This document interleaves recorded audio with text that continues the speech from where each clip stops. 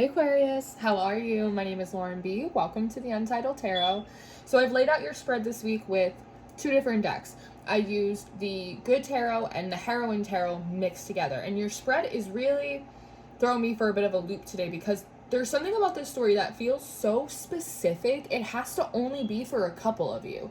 But at the same time, I'm seeing themes throughout this story that also are making me feel like this is maybe a part of like a wider collective story or journey that like maybe we haven't been noticing up until this point. And I've been staring at these cards for a long time, feeling like if I just stare at them long enough, I'm gonna pull out like that golden nugget where it all sort of ties together and makes sense. But I feel like that's not gonna happen until I actually start filming. So here we are. Now, the first cards that had come out for you, Aquarius, was actually a collection of 4 cards, which originally I was interpreting as all being yours, but I actually don't think they are. So we're starting off with Strength and the High Priestess. This doesn't have to be you, but I just intuitively feel like these are the cards representing you. Strength and the High Priestess. This seems to be reflective of both your outward persona and your internal world. And I say that because of the position of their hands. Here, her hand is sort of out, and the High Priestess hand is sort of turning in. And so that's what this feels like to me. Like on the outside, you are almost what feels like it's like you're practicing minimalism. You have like a quiet type of strength about you. There's not a lot of fuss and there's not a lot of flair. And internally, in your own spiritual ecosystem, you're coming forward very powerfully. But typically when we look at a High Priestess card, there's a lot going on in it, right? It's like there are pillars and there's moons and there's a Torah and there's just a lot of stuff. But this version of the High Priestess feels really streamlined. She feels really, really modern, and she feels very, very powerful. Almost like powerful as an individual, not just powerful because of her connection to the divine. Now, the 7 of Pentacles and the Moon is coming up next. And again, originally I interpreted all of this as being you, but it's not. It feels like the 7 of Pentacles and the Moon is representative of another person, Aquarius, who is very, very similar to you. They have an outward persona and they also have an internal state of being, but it's very different than yours. Whereas your external persona is a little bit more natural. You feels like, again, like you're practicing minimalism. This person might be a bit more of a maximalist. You both have these kind of earthy outward personas, even though again, one is a little less and one is a little more. But you also both have like these really deeply, maybe, you know, you have a Pisces moon and they have a Cancer moon. But it's like you both have these really spiritual inner worlds as well. Now, what sticks out to me, this is really cool, but it's also really curious that typically in the High Priestess card, like I said, we typically see a moon at her feet. You don't have a moon in this card. And typically when we look at traditional tarot decks, the moon card has animals in it. There's crustaceans, there's lobsters, there's, you know, wolves, or there's dogs, but they actually don't have any of that in this card. But you have an animal here. So there's something interesting that, again, outwardly, like you're maybe practicing more of like a pared down, minimalist type of lifestyle or approach. They're a little bit more of a maximalist. There's more of an emphasis on more and maybe even luxury for them. But when it comes to your internal or your spiritual worlds or your practice, it feels like you have both intentionally taken out something that was very traditional. For you, it's the moon. For them, it's the animals. And instead have sort of branded or reworked, revitalized them into energies that are much more unique to your own personal needs, but also very streamlined, very modern. They also feel very powerful too. Like you've both taken out some of the traditional elements, but they both feel really, really elegant, which I think is kind of beautiful, that like you both have taken on an aspect that the other rejected, and your outward expressions are different, but internally, spiritually, you're very, very similar. So this is kind of a cool energy that we're working with here, you and the other. Now, the call card comes up next, and I feel like when I pull this card, I can actually hear the trumpet. It's this bum ba da dum, and the Ace of Fire comes up next. I think it was San who was doing readings over the past couple weeks, and I think this Ace of Fire was coming out almost like a trophy or a prize, like something for people to kind of compete over or get there first, right? It has a little bit of that energy for me today because it's reminding me of those readings. But there is something about an announcement, a call, an invitation is going out saying, hey, like the Ace of Fire is up for grabs. Now, in this Ace of Fire, it doesn't feel like the entire ace, like everything in this card is up for grabs, but it feels like the candle. Like if you were to win, you wouldn't pick up this entire lantern. You would actually have to crack this open. It kind of looks like a pumpkin, doesn't it? Looks like a pumpkin to me today. It looks like you would be able to like unscrew it or unlatch it and actually pull out the candle. It's that fire. Maybe it's like a life force energy to be tapped into. It's something like that. And the Empress comes up next, and she feels a bit like an announcer because her wheat is coming forward and it's looking a little bit like a microphone.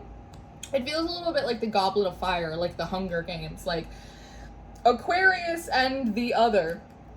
Anybody who is out there, the Ace of Fire is now up for grabs. It's almost like a competition. Like, have you ever been to a restaurant or been to some kind of raffle and they make you guess, like, how many jelly beans are inside the jar? It feels like that.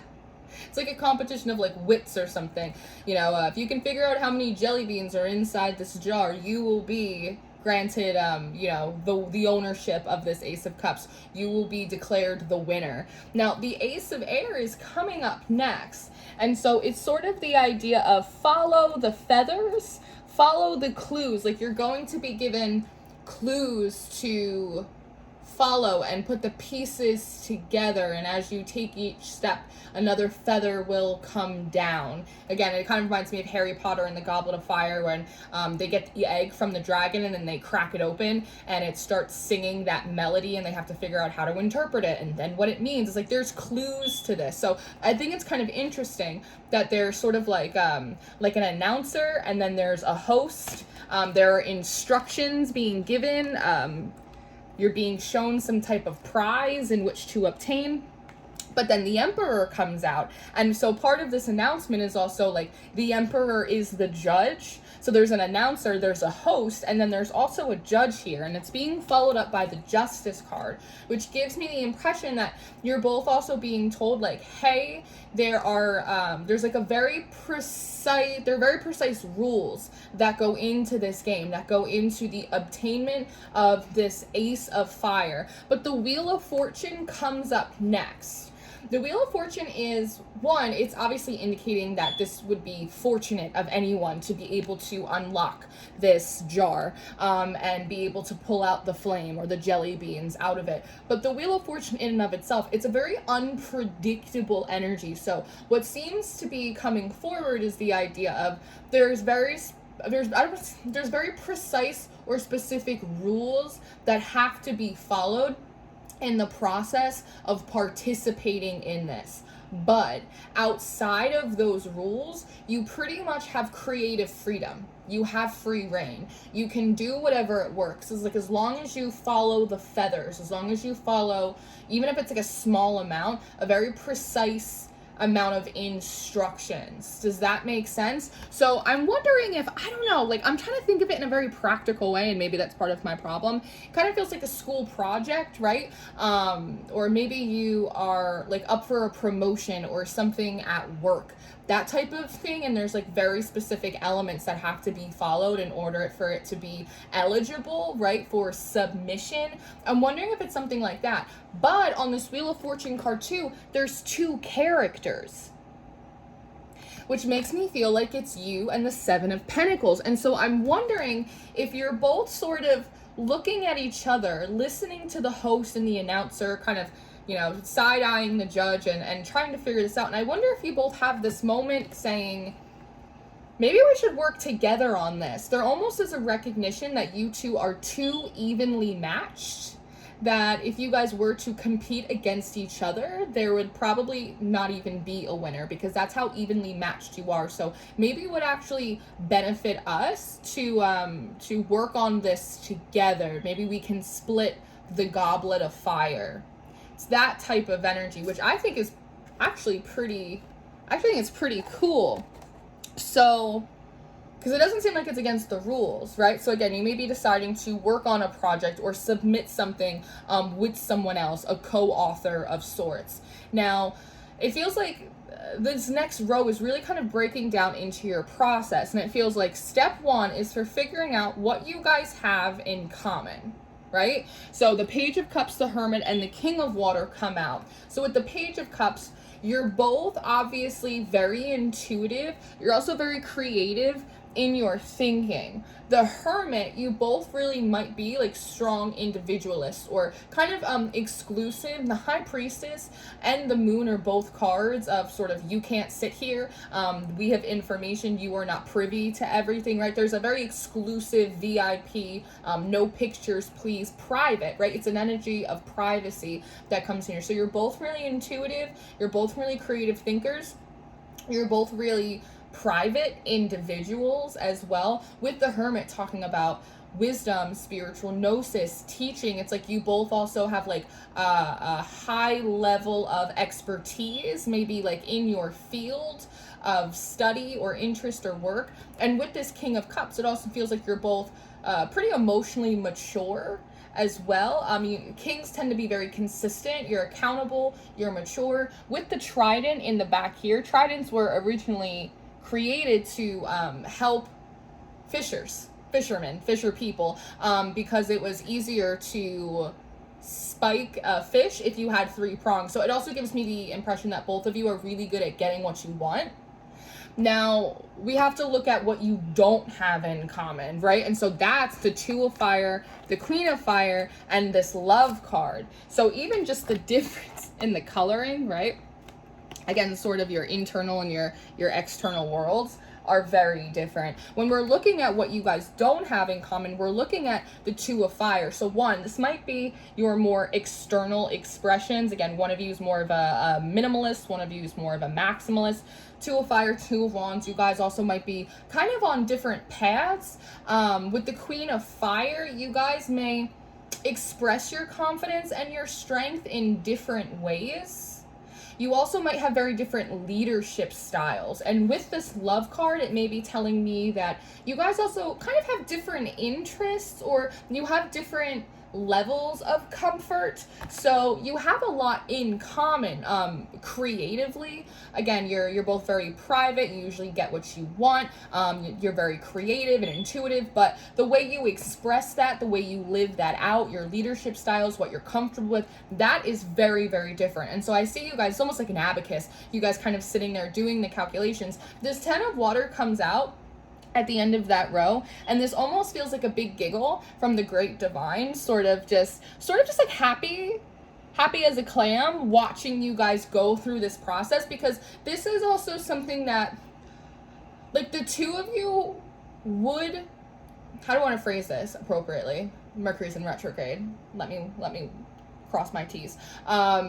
It feels like it would be very easy for the two of you to be natural opponents or natural enemies, especially because you are very similar and you are very equally matched. But the fact that you both are intelligent enough to realize that it would be to the detriment of both of you to become enemies, and instead have taken up allyship and teamwork together, and actually taking the time to sit down and think about, all right, well, this is what we have in common, and this is what we don't have in common, and these are my strengths, and these are your strengths. And to see kind of two powerhouse energies be able to meet in the middle like that, it sort of just like tickles the universe.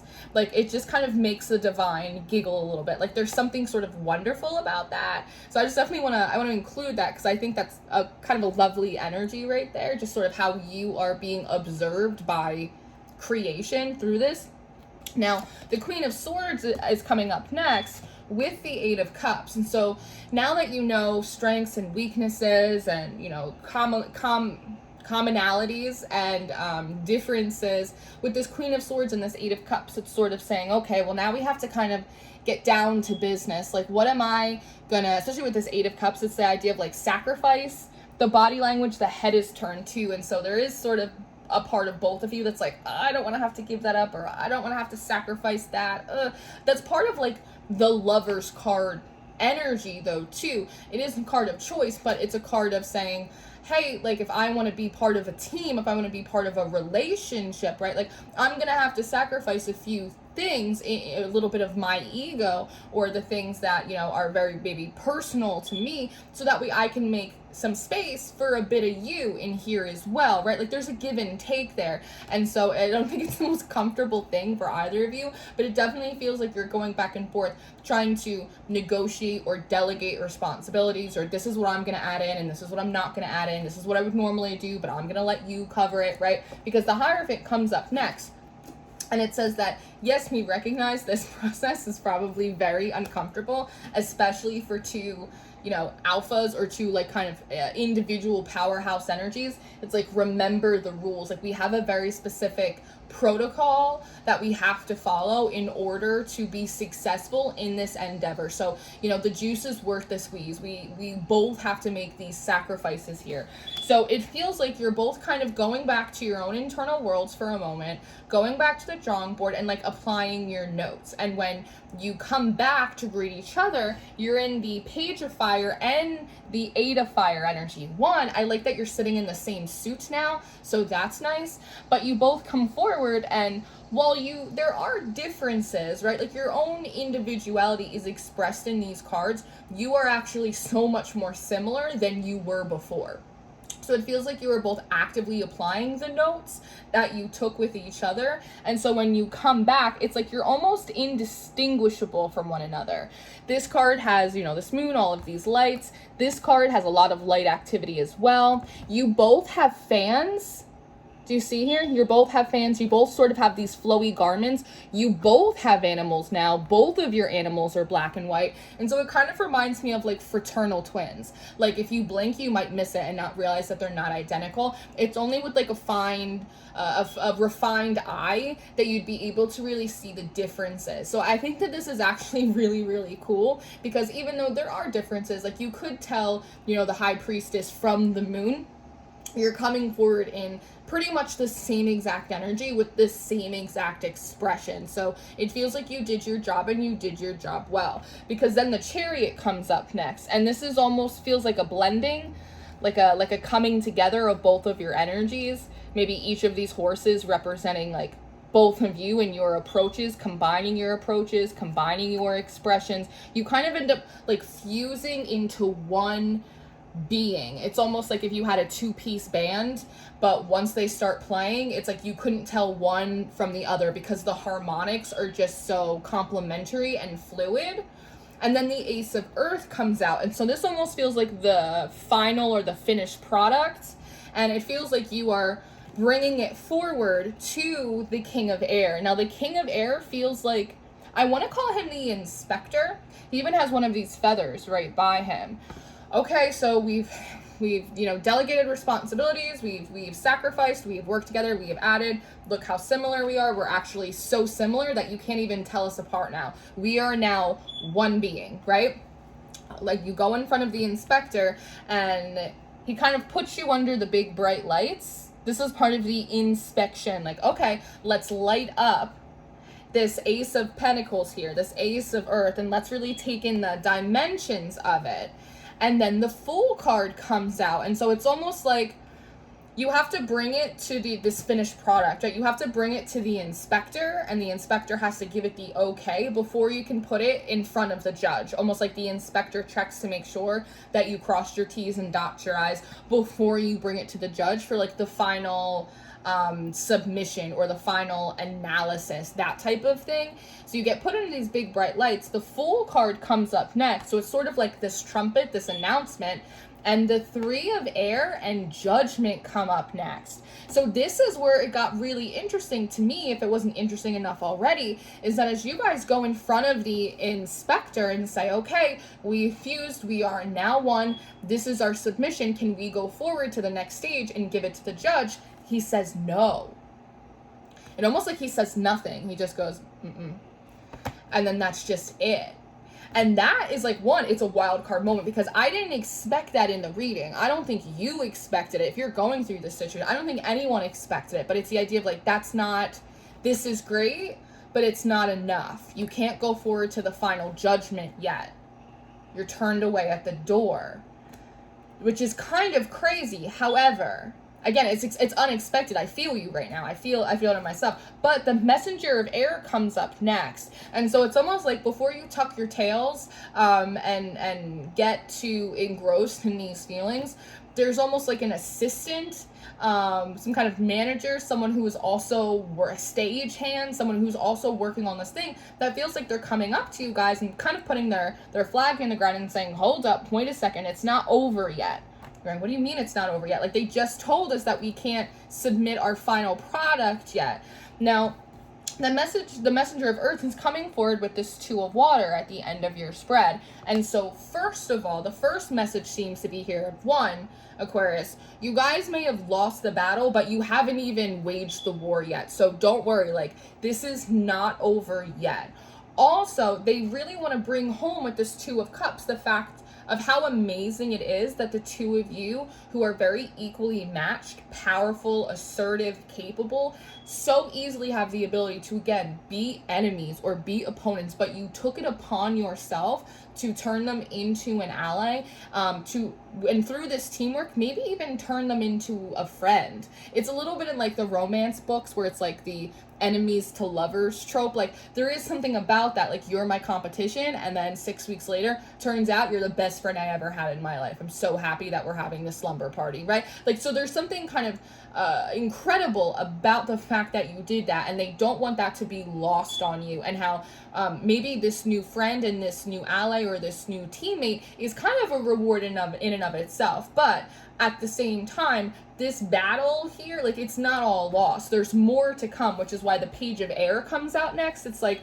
Aquarius, guys, like, one, remember from before, you have to follow the feathers, right? Follow the messages, the breadcrumbs.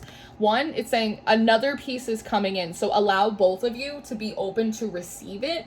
But I think another thing about this feather and this Ace of Air is saying that somewhere along the lines, you guys might have thought that it was through collaboration, that it was through teamwork. That was sort of the test or the challenge in order to open up this Ace of Fire and reap the benefit from what's inside. But in actuality, that is just a piece of it. That is not the action that unlocks the Ace of Fire, but it is one of the steps, which is why it's not done yet. And part of what comes down with this next feather is patience. So the idea here is, one, with the star back here, continue to kind of put your egos aside for a minute, continue to be patient with this process, continue to be patient with each other, continue to practice teamwork and allyship and collaboration, because it is a huge step, right? And see, even with this big King of Air, like, he has this big feather, it's a big step to claiming whatever it is that you guys want, but it's not the entire thing. So you have to be patient with this process, but also recognize that you guys just accomplished something that was amazing and maybe not even very likely, and because of that, you are actually one step closer. I also think this patience card is a message for me about allowing the reading to be what and where it is, because my instinct is to feel like this isn't complete, because this message isn't complete. And it's not supposed to be complete, it's supposed to be ongoing. But my instinct is to try and pull more cards to see if I can't get to the next step or figure out what's happening, or, right, like, what did we miss along the way here? But that's not the point. We didn't miss anything. You've done exactly what you were meant to do. We just have to be patient now, both of us, and wait for more feathers, wait for the next step to reveal itself. So I'm hoping in your extended reading we do just that. So I am going to go do an extended reading for you. Hopefully we can get the next pieces of the puzzle. If you're interested in your extended reading or your monthly reading for September, Aquarius, those are going to be the top 2 links in the description box. I do offer personal readings. You can book with me through my website. I always encourage you guys to check out Patreon. We have all of the extendeds, all of the monthlies. I do host a tarot school over there. If you're interested in growing your gifts or learning how to read tarot better, Patreon will be in the description box. I love you so much. I hope this is helpful. I hate to leave you on a cliffhanger, but that's amore, and I will see you next time. Goodbye.